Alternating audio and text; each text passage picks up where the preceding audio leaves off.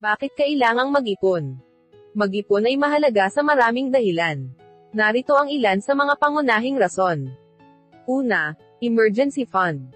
Ang pag-iipon ay nagbibigay sa iyo ng proteksyon laban sa kahit anong di inaasahang pangyayari tulad ng karamdaman, aksidente, o pagkawala ng trabaho.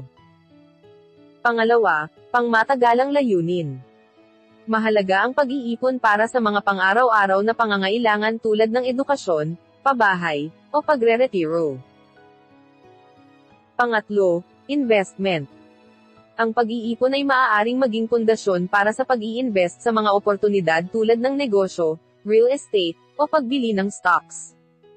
Pang-apat, pamumuhay na maluwag.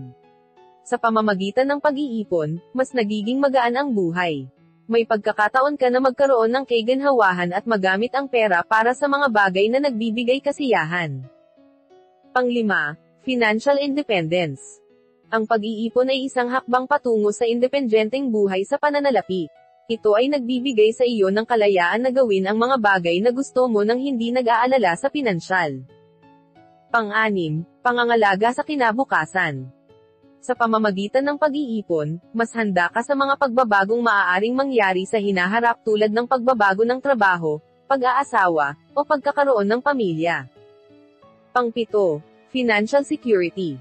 Ang pag-iipon ay nagbibigay sa iyo ng seguridad at kapanatagan ng loob na may reserbang pinansyal ka para sa mga pangangailangan. Pang-walo, pagkakaroon ng pagpipilian. Kapag mayroon kang ipon, mas madali mong magawa ang mga pang-araw-araw na desisyon tulad ng pagpili ng magandang kalidad ng edukasyon, pagpili ng tamang bahay, o pagtugon sa mga pangangailangan ng pamilya.